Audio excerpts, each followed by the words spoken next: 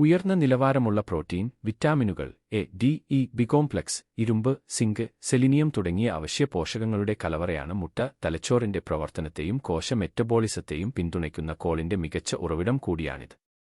മുട്ട പതിവായി കഴിക്കുന്നത് ശരീരത്തിന്റെ ദൈനംദിന പോഷക ആവശ്യങ്ങൾ നിറവേറ്റാൻ സഹായിക്കുന്നു, മൊത്തത്തിലുള്ള ആരോഗ്യവും ക്ഷേമവും പ്രോത്സാഹിപ്പിക്കുന്നു.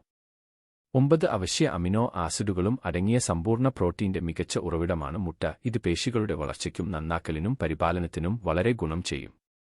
പേശികളുടെ വീണ്ടെടുക്കൽ വർദ്ധിപ്പിക്കുന്നതിനും മെലിഞ്ഞ പേശികളുടെ വികസനം പ്രോത്സാഹിപ്പിക്കുന്നതിനും അത്ലറ്റുകളും ഫിറ്റ്നസ് പ്രേമികളും പലപ്പോഴും മുട്ടകൾ ഭക്ഷണത്തിൽ ഉൾപ്പെടുത്താറുണ്ട്.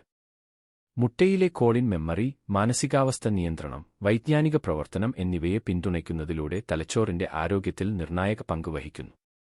പഠനത്തിലും ഓർമ്മയിലും ഉൾപ്പെടുന്ന ഒരു ന്യൂറോ ട്രാൻസ്മിറ്ററായ അസറ്റൈൽ കോളിൻ ഉത്പാദിപ്പിക്കുന്നതിന് കോളിൻ അത്യാവശ്യമാണ്.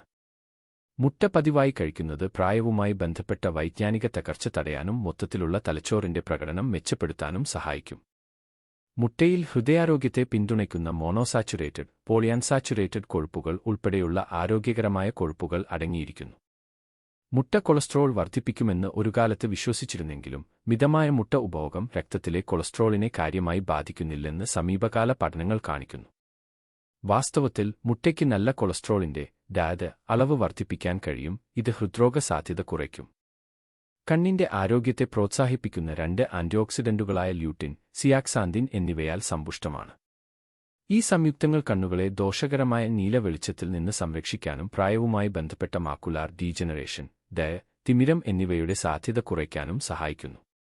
നല്ല കാഴ്ച നിലനിർത്തുന്നതിൽ മുട്ടയിലെ വിറ്റാമിൻ എയും ഒരു പ്രധാന പങ്ക് വഹിക്കുന്നു. പ്രോട്ടീനും ആരോഗ്യകരമായ കൊഴുപ്പും ഉള്ളതിനാൽ മുട്ടകൾ വളരെ സംതൃപ്തി നൽകുന്നു. ഇത് കൂടുതൽ നേരം വയറുനിറഞ്ഞതായി തോന്നാൻ നിങ്ങളെ സഹായിക്കുന്നു.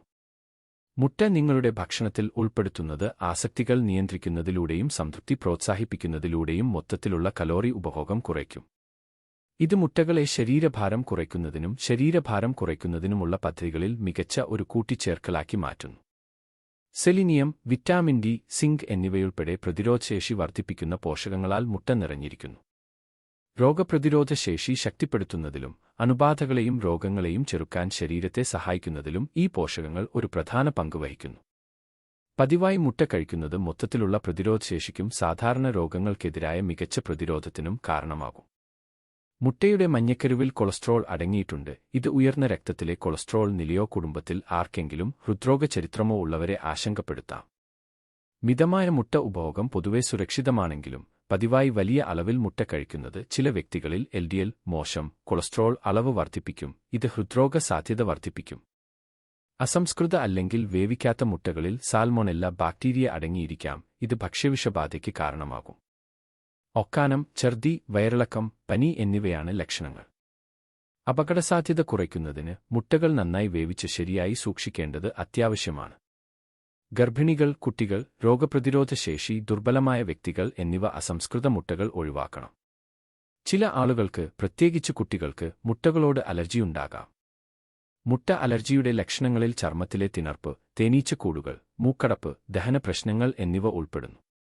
കഠിനമായ കേസുകളിൽ മുട്ട അലർജികൾ അനാഫൈലക്സിസ് എന്ന ജീവൻ അപകടപ്പെടുത്തുന്ന അലർജി പ്രതികരണത്തിന് കാരണമാകും. അറിയപ്പെടുന്ന മുട്ട അലർജിയുള്ള വ്യക്തികൾ മുട്ട കഴിക്കുന്നത് ഒഴിവാക്കുകയും വൈദ്യസഹായം തേടുകയും വേണം.